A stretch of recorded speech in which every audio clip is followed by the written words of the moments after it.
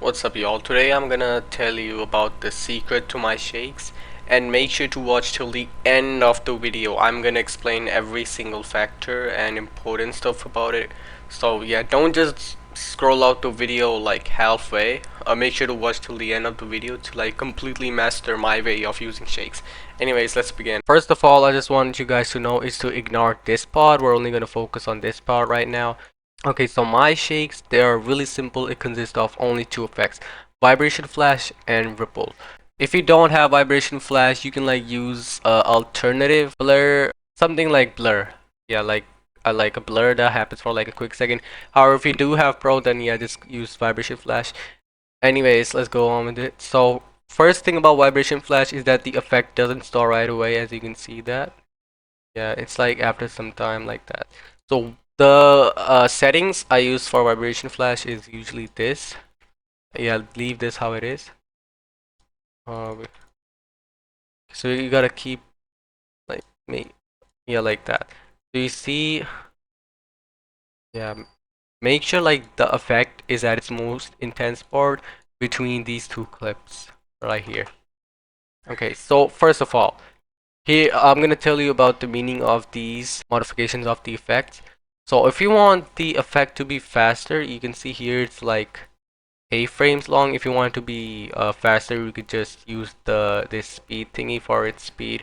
And for the range, what range does, so in the middle of the effect, it like you can see the video goes up a little. Yeah, so if you don't want that, just break it zero if you wanted this, and yeah, you get the point. And for the glow, basically it's just, yeah, you can see that. I don't really like glow much. I just keep it here, but for shakes, I just keep stay like that. And for the strength, yeah, it's pretty self-explanatory. It's basically the strength of the effect. Now for the shake, I use ripple, and what I usually do here, this is my setting. I put all of these to zero except strength and speed. Put these to max. Keyframe this. Go like something like 10 frames or something, and yeah, bring this all to zero. And yep, here are my effects. Uh, so if you want the shake to be lower, make sure to uniformly decrease these. Let's say you want it to be like the shake to be half powerful. It's not really noticeable, but yeah. And yeah, that's just how I use shakes. Uh, for every transition, no matter what it is, I'll always use this shake. It's like the best type of shake. Like in this tunnel effect, I also use this effect. Yeah, it makes almost every transition pretty clean. Like here, this is how it looks without the effect, and oops, and this is how it looks with the effect. Yeah, it looks way more cleaner, way more faster. Okay, if you guys have like a main part of your edit, like the best part of an edit, to highlight it, you can use like wide angle. You can also use this for like using shakes of every clip, but I'm just saying for to highlight a certain clip, a certain part of the edit, I use wide angle. And I also keyframe it. Like at the end of the keyframe, it's at 100, and at the starting, it's 0.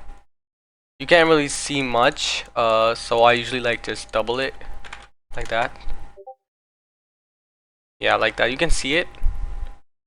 You can use this for you can use this for every clip, but I'm just saying to highlight it, you can use wide angle. Here you can see it too.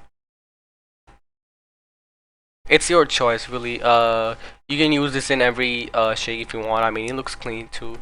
Another thing, you can also do the opposite. Here, 100. You can also do the opposite.